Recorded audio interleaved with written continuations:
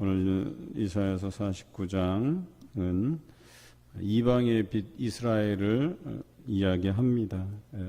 하나님께서 이스라엘을 택하셔서 그 백성들로 하여금 열방을 구원해 내실 하나님의 구원 계획이 있으셨고, 또 아브라함을 통해서 너를 인하여 많은 백성들, 열방들이 복을 얻을 것이다. 하지만 너를 저주하는 자에게는 내가 저주하겠다. 이렇게 약속해 주셨습니다. 마찬가지로 오늘 49장에는 이런 말씀이 포함되어 있어요. 하나님께서 나를 복중에 부르셨고 복중에서부터 내 이름을 기억하셨다. 이렇게 기록하고 있습니다. 물론 오늘 우리가 읽은 말씀은 멀게는 이렇게 예수 그리스도를 상징하는 부분이기도 합니다. 하지만 또 어떻게 또 이 말씀을 잘 해석하다 보면 우리에게 해당되는 말씀이기도 합니다. 하나님께서 예수 그리스도만을 부르신 것이 아니고 또 이 땅에 살아가는 우리 모든 크리스찬들, 또 여러분들을 하나님께서 부르셨다라고 하는 것이 맞습니다. 예수 그리스도를 부르셔서 이 땅에 많은 사람들이 구원 얻을 수 있도록 구원의 통로를 여시고 우리에게 새로운 언약을 허락해 주신 것처럼, 또 이 땅에 여러분들을 하나님께서 택하시고 부르셔서 여러분을 통해서 만민을 구원해 내실 그 계획을 세우셨다라고 하는 점입니다. 그리고 8절부터 마지막 절까지는 그 부르신 자녀들을 하나님께서 외면하지 않으시고 어려움 가운데에서도 그들을 도우실 하나님이시다라고 우리에게 말씀하고 계십니다. 15절에 보면 나는 너를 잊지 아니할 것이다. 이렇게 약속해 주시고 계시죠. 14절에 보면 오직 시온이 이르기를 여호와께서 나를 버리시며 주께서 나를 잊으셨다 하였거니와. 우리가 살아가면서 어려움을 만나면 혹시 하나님께서 나를 잊으신 것은 아닐까? 내가 이토록 하나님 앞에 매달려서 기도하고 오직 하나님만 바라보고 지금까지 걸어왔는데 혹시 하나님은 나를 잊으신 것은 아니실까라는 생각이 들 때도 있다는 거예요. 그런데 우리가 잊지 말아야 될 것은 하나님께서는 나는 너를 잊지 아니할 것이다 라고 분명히 약속해 주셨다라고 하는 것입니다. 마치 우리를 바라보시고 우리가 다른 사람에게 수치를 당하지 않도록 하나님께서 우리를 돌보시고 인도하시는 것처럼, 또 우리를 대적하는 자들을 하나님께서 직접 대적해 주시고 또 그 자녀들을 하나님께서 택하신 자녀들을 구원해 주실 것이다 라고 약속해 주시는 분이시다라는 것을 25절에 우리에게 약속해 주십니다. 그리고 마지막 26절에는 하나님께서 구원자가 되시고 구속자가 되어 주신다 우리에게 말씀해 주십니다. 이것이 하나님께서 택하신 자녀들을 향한 하나님의 약속이다라고 하는 것이죠. 여러분 살아가면서 어려움을 많이 겪어보셨을 거예요. 그런데 이번만큼 참 어렵다 하는 시기가 없을 것 같다는 생각이 들어요. 우리가 과거에는 전혀 경험해 보지 못한 이 코로나로 인해서 여러 어려움들을 우리가 지금까지 겪어오고 있지요. 또 그런 중에서도 또 감사할 것은 오랜 시간을 또 이 코로나와 함께 살다 보니까 또 거기에 대한 우리 대처하는 삶이 있고, 또 어려움 중에서도 우리 하나님께서 우리를 근근히 지켜주시고 또 함께해 주신다는 생각 하에서 또 그 은혜에 감사드리는 가정들도 있을 것입니다. 그러나 또 어떤 가정들은 이전보다 더 경제적인 어려움에 놓이게 되고 또 삶의 제약들이 생겨나고 우리 자녀들이 또 학교에서 혹시 코로나로 인해서 어려움을 겪지는 않을까, 이런 걱정스러운 마음들도 있을 것이라는 생각이 들어요. 이때일수록 하나님께서 우리를 부르시고 택하신 이 소명장들을 우리가 좀 기억하고 묵상하게 볼 필요가 있다는 것이죠. 분명한 것은 하나님께서 우리를 복중에서 태에서 우리를 부르시고 선택하셨다라고 하는 점입니다. 그리고 우리에게 이렇게 말씀하십니다. 3절에 너는 나의 종이요 내 영광을 내 속에 나타낼 이스라엘이라 하셨느니라. 그러니까 종이라고 표현해 주시는 거예요. 내가 너를 선택하고 이 땅에 너를 보내신 사명이 너에게 있다. 이렇게 표현하고 있는 것이죠. 여러분, 이 땅에서 살아가면서 다들 사명을 한 가지 이상씩 가지고 살아가는 존재라고 말씀하고 계십니다. 5절에도 그렇게 말씀하십니다. 그는 태에서부터 나를 그의 종으로 지으신 이시오라고 되어 있습니다. 또 내가 여호와 보시기에 영화롭게 되었으며 나의 하나님은 나의 힘이 되셨다라고 표현하고 있어요. 하나님께서 종으로 부르시고 또 우리에게 사명을 맡겨주신 것은 또 그 사명을 잘 감당하기 위해서 하나님께서 우리의 힘이 되신다라고 하는 것을 드러내 보여주고 계시죠. 그런데 우리를 부르신 이유가 뭐냐? 오늘 6절 하반절에 너를 이방의 빛으로 삼아 나의 구원을 베풀어서 땅끝까지 이르게 하리라 라고 하는 것이죠. 이 말씀은 누가 또 하셨죠? 예수님께서 이 땅에서 사역을 마치시고 승천하실 때 우리에게 마지막으로 부탁하신 말이 뭐예요? 너희는 나의 증인이 되며 땅끝까지 이르러, 이렇게 표현하고 있잖아요. 땅끝까지 이르러 내 증인이 되라고 말씀하시잖아요. 그렇습니다. 예수님께서도 우리를 위해서 또 남아있는 제자들을 위해서 이와 같은 사명을 주셨듯이 마찬가지로 이사야 선지자를 통해서도 또한 말씀하세요. 이것은 예수님께서 오시기 전 더 오래전 일의 이야기죠. 그런데 이사야 선지자를 통해서 너를 이방의 빛으로 삼아 나의 구원을 베풀어서 땅끝까지 이르게 하리라고 우리에게 약속해 주신 말씀이기도 해요. 이것은 예수 그리스도에게 해당되는 말씀이기도 하고 우리에게 해당되는 말씀이기도 합니다. 우리가 어제 또 두드림 신방 목요일 금요일에 걸쳐서 5구역, 4구역, 5구역, 6구역 이렇게 신방을 쭉 해왔는데 두드림 신방인데요.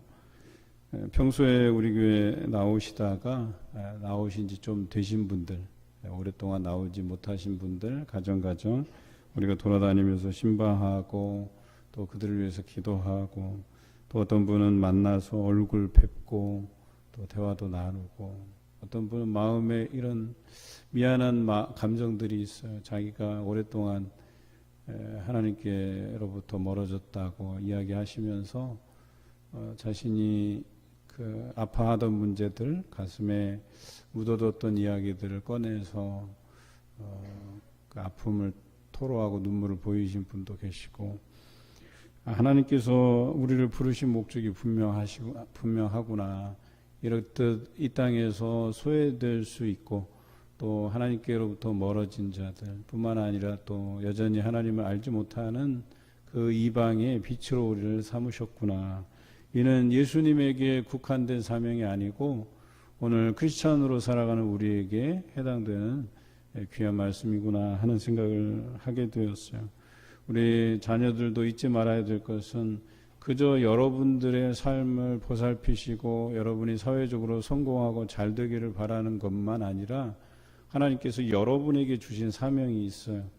오늘 우리 사랑하는 자녀들을 통하여서도 많은 예수 그리스도를 알지 못하는 이들이 예수님께로 돌아오게 하는데 여러분들을 이 땅에 보내셨다, 여러분을 세우시고 사용하신다라고 하는 사실을 잊지 마시길 바랍니다. 마지막으로 7장에 보면 이 신실한 여호와 그가 너를 택하였다, 다시 한번 말씀해 주시고 계십니다. 여러분 모두가 택함을 받은 사람들이라는 사실을 잊지 마시길 바랍니다. 하나님께서 여러분을 부르셨고 종으로 삼으셨고 사명을 주셨고 여전히 그 택하심을 입은 자로서 여러분에게 도움을 주시는 도움의 하나님, 힘이 되시는 하나님이시다라고 하는 사실을 기억하시기 바랍니다. 어찌 보면 우리 자녀들은 이제 준비하는 단계예요. 사회를 향해서 걸어가고 준비하고 또 예비하는 단계라고 생각을 합니다. 우리 자녀들이 학업에도 최선을 다하고 또 가정에서 자녀로서의 본분을 다하고 또 또래 집단에서 또 인격적으로 잘 성숙하고 또 건전하게 자라기를 바라는 마음이 있어요. 그리고 여러분들이 사회에서 꼭 필요한 그런 귀한 인물들로 성장해 갈 것을 믿고 기도하고 있습니다. 뿐만 아니라 여러분이 사회에 섰을 때 하나님께서 왜 나를 이곳까지 부르시고 나를 자라게 하셨는지를 알게 하실 때가 분명히 있다라고 하는 사실입니다. 그때 여러분이 말씀을 기억하시기 바라요. 하나님께서 여러분을 이미 복중에서 태에서부터 선택하시고 부르셨고 여러분을 종으로 삼으시고 여러분에게 사명을 주시고 그 사명 잘 감당하도록 하나님께서 힘이 되어 주시겠다고 이미 약속하셨다라고 하는 점을 여러분들이 잊지 마시길 바랍니다. 우리 부모된 자로서 우리들도 이런 자녀들을 위해서 기도해야 될 것입니다. 우리 자녀들이 혹시나 그 사명을 망각한 채 또 사회의 여러 가지 유혹을 따라 그 사단의 유혹을 따라 그것을 향해서 달려가고 있지는 않은지 그 점들을 유념하면서 유의하면서 우리 자녀들을 올바른 길로 나아가게 하기 위해서 날마다 기도하시는 그런 부모로서 거듭나시기를 주님의 이름으로 부탁드립니다. 이제 우리가 여러 가지 우리 자녀들을 위해서 지금까지 달려왔고 또 내년에도 우리가 이 전세대 특별 새벽기도회를 통해서 또 하나님 앞에 기도하게 되겠는데요. 우리 잊지 마십시다. 이게 한 달에 한 번 있는 거라고 해서 소홀히 여겼다가 그것이 쌓이고 쌓이다 보면 우리 자녀에 대한 관심을 자꾸 놓치게 돼요. 그래서 내가 삶의 분주함으로 더 쏠리게 되고 또 그것 때문에 이 한 달에 한 번 있는 자녀들을 위한 특별 새벽기도에 우리 자녀들에 대한 관심이 이렇게 줄어들 수가 있어요. 놓칠 경우가 있어요. 우리 부모가 할 수 있는 게 무엇이겠어요? 기도밖에 없잖아요. 교회에서 이 자녀들을 위해서 특별하게 기도할 수 있는 시간들이 많지 않잖아요. 그렇다고 해서 여러분들이 물론 삶의 자리에서 자녀들을 위해서 기도하시겠지만 이렇게 교회 나와서 이렇게 예배당에서 자녀들을 위해서 기도할 시간들이 그렇게 많지 않잖아요. 그러다 보면 이 시간들이 얼마나 소중한 것인가를 여러분 깨닫게 되실 거예요. 공무원 시험을 치다 보면 요즘 아이들이 이제 공무원에 대한 인기가 참 많아요. 이렇게 안정된 직장이라고 생각해서 그런지 몰라도 공무원 시험에 도전하는 사람들이 우리 자녀들이 참 많아요.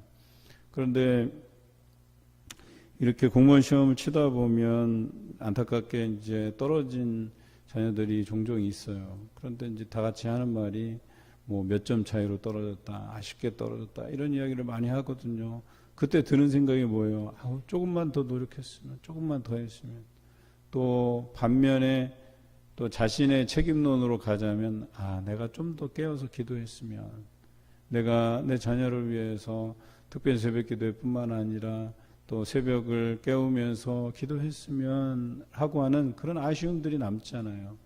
여러분, 그저 자녀의 책임으로만 돌려서는 안 돼요.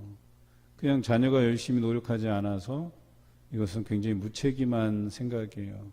여러분, 우리가 기도하지 않아서라고 생각하면 우리의 책임도 중함을 우리가 피할 길이 없어요. 그래서 자녀들에 대한 여러 가지 상황들은 자녀에게뿐만 아니라 우리에게도 책임이 있다는 사실을 통감해야 된다는 거예요. 우리가 마땅히 서야 될 그 기도의 자리에 서지 못한 것도 우리의 책임이죠. 우리 자녀들이 자라가면서 물론 우리 자녀들이 어느 순간에 사회적으로 독립하고 결혼하고 가정을 이루고 그러면 책임을 면할 수도 있겠지만 제 생각에는 그렇지 않아요. 여전히 그들도 우리 마음에는 또 우리가 기도로서 후원해야 될 자녀이기 때문에 여전히 장성한 자녀들에 대한 기도의 책임도 우리에게 있다라고 하는 사실을 기억하시기 바라요.